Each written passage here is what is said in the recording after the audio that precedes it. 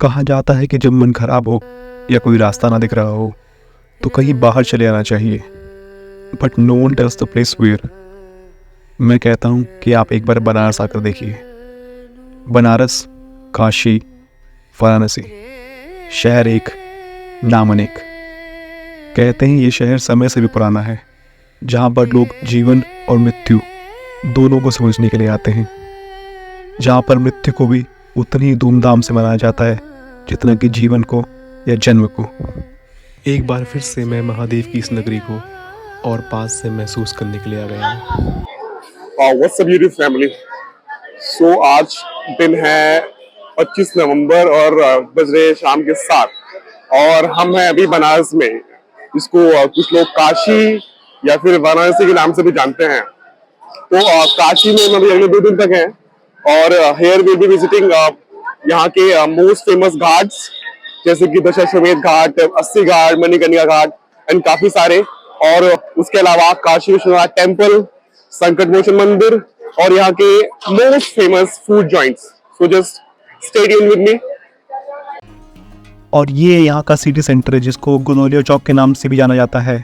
तो अगर आप बनारस आ रहे हैं तो कोशिश करिए कि आपका जो होटल हो वो गनौलिया चौक के आसपास ही हो, क्योंकि यहाँ के जो सारे टूरिस्ट प्लेस हैं वो गनौलिया चौक के आसपास ही हैं, जैसे कि विश्वनाथ टेम्पल, मणिकर्णिका घाट और दशाश्वमेध घाट।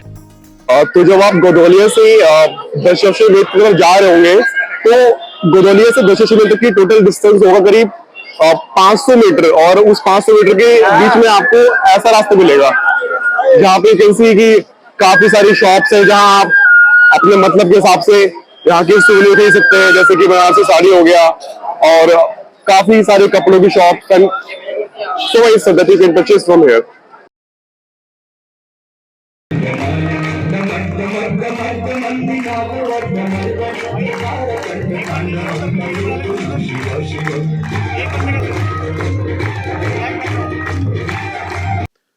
दशाश्वमेध घाट पे यहाँ की मुख्य गंगा आरती होती है, जिसको देखने के लिए देश भर से हजारों की संख्या में लोग यहाँ एकत्रित होते हैं।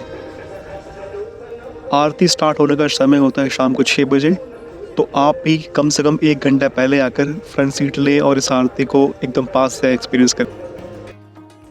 अगले दिन सुबह 4 बजे हम लोग बाबा विश्वनाथ जी के दर्शन के लिए निकल पड़े, जिसका रास्ता बनारस के इन खूबसूरत गलियों से होकर जाता है। रास्ते में आप देख रहे होंगे काफ़ी सारे प्रसाद की दुकानें और लॉकर सुविधा भी उपलब्ध है। मैं आपको बता दूं कि मंदिर में किसी भी तरह का इलेक्ट्रॉनिक डिवाइस, स्मार्ट वॉच या मोबाइल फ़ोन ले आना अलाउड नहीं है, तो कोशिश करिए कि आप इसे अपने साथ लेकर ही ना आए, और अगर लेकर आ रहे हैं तो इन्हें लॉकर में जमा कराना बिल्कुल ना भूलें। लॉकर की सुविधा यहाँ पर बिल्कुल निःशुल्क है। अभी बजे सुबह के 7:30 और हमने जस्ट अभी मंदिर से एग्जिट किया है 2 नंबर गेट से। सुबह करीब 4 बजे आसपास हमने एंट्री ली थी बाबा विश्वनाथ जी के टेम्पल में। टोटल यहाँ पे 4 गेट हैं, तो हमने पहले गेट नंबर 4 से ट्राई किया, बट वहां सुना कि वो भी नया बना तो वहां बहुत भीड़ है, तो फिर किसी ने बोला कि 1 नंबर पे जाओ। 1 नंबर पे भी बहुत भीड़ थी। देन हमने इस तरह से गेट नंबर 2 से एंट्री ली, तो आप पीछे देख सकते हैं जस्ट उसी गेट का एग्जिट है और हम इसी गली से बाहर होते हुए बाहर मेन घाट पे पहुंचेंगे, जहाँ पे अभी जो नया घाट बनाया है बाबा विश्वनाथ जी वाला। तो चलिए देखते हैं। उससे पहले कहा जाता है कि बनारस की गलियां बहुत खूबसूरत है, तो I just wanted to show you कि कितनी खूबसूरत है और वाकई बहुत ज्यादा।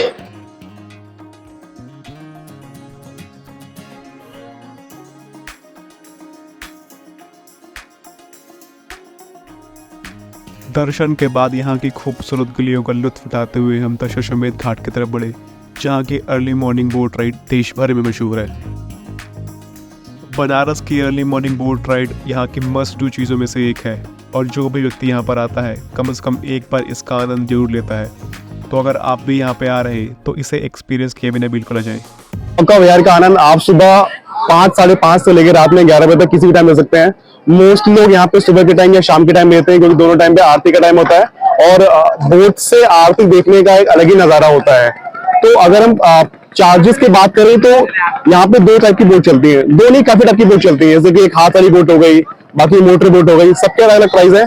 अगर आप अपनी पर्सनल बोट बुक करते हैं तो आपको कम से कम 800 से 1000 रुपए लगेगा, या फिर अगर आप ऐसी टूरिस्ट बोट बुक करते हैं तो 100 या 150 रुपए पर पर्सन, और उसके बाद आपकी बार्गेनिंग स्किल्स मैटर करते हैं कि आप कितना कम ला सकते हैं उनको। तो अगर यहाँ पे आ रहे हैं तो just do not miss this experience.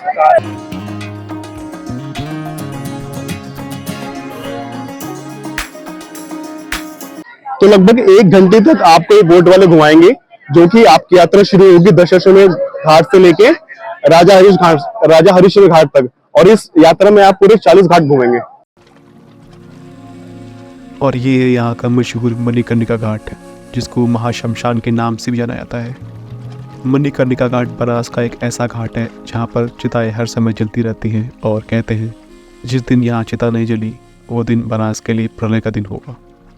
इस घाट के बारे में कहा जाता है कि यहाँ जलाए हुए शव को सीधे मोक्ष प्राप्त होता है और उसकी आत्मा को जीवन मरण के चक्र से मुक्ति मिलती है। यही वजह है कि अधिकांश लोग चाहते हैं कि मृत्यु के पश्चात उनका दाह संस्कार मणिकर्णिका घाट पर ही हो।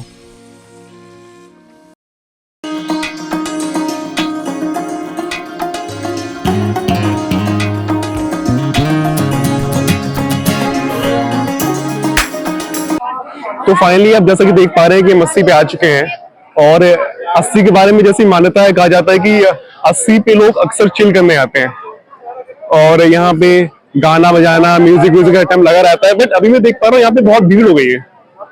हालांकि 2 साल पहले भी मैं आया था, तब भी भीड़ थी, बट इतनी नहीं थी। बट आज यहाँ पे कुछ ज्यादा भीड़ है। हो सकता है उसका कारण ये हो कि अभी सोमवार से यहाँ पे देव दीपावली फेस्टिवल शुरू है, और उसके वजह से देश विदेश से लोग यहाँ पे आए हुए हैं। Maybe one of the reason can be that, but उसकी वजह से यहाँ पे काफी रौनक हो गई है, और माहौल काफी अच्छा हो गया है, काफी अच्छी तरीके से सजाया गया है यहाँ पे, जैसा कि आप देख पा रहे हैं मेरे आसपास।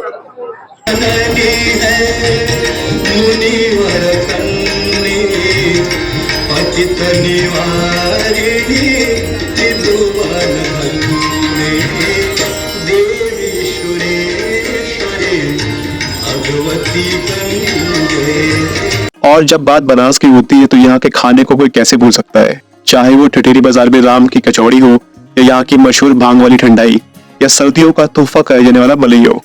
और हाँ, काशी चाट भंडार के टमाटर चाट को कोई कैसे मिस कर सकता है।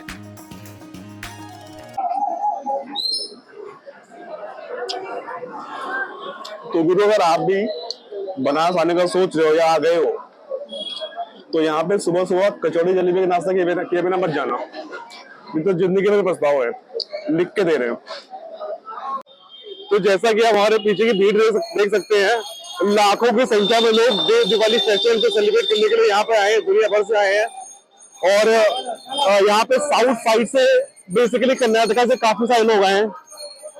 उसके पीछे की कहानी क्या है पता नहीं, पता चलेगा तो बताऊंगा, नहीं तो आपने मुझे बताई कमेंट सेक्शन में। तो देव दिवाली फेस्टिवल परसों से शुरू है, मंडे से शुरू है, कल से मतलब, और ये चलेगा अगले 2 दिनों तक, जिसमें कि यहाँ के पूरे शहर को, घाटों को अच्छी तरीके से लाइटिंग सजाया जाएगा, और लेजर शो होगा, जो कि उम्मीद करता हूँ देखने में बहुत सुंदर होगा। बनारस में घाट और मंदिरों से हटकर एक जगह और है जिसको सारनाथ के नाम से जाना जाता है, जिसका भारत और बनारस के इतिहास में एक अलग ही महत्व है। कहते हैं यही वो जगह है जहां पर गौतम बुद्ध ने ज्ञान की प्राप्ति की थी। गोदौलिया से सारनाथ तक की कुल दूरी 10 से 12 किलोमीटर है, जिसे आप शेयरिंग के प्राइवेट ऑटो में 3 से 4 घंटे में आराम से कर सकते हैं। तो अगर आप भी बनारस आ रहे हैं तो सारनाथ आना बिल्कुल न भूलें। और इसके साथ ही हमारी बनारस की 2 दिनों की यात्रा का अंत होता है। अगर आपको ये वीडियो अच्छा लगा तो please like, share and subscribe. मिलते हैं आपसे अगले व्लॉग में, तब तक के लिए थैंक यू सो मच।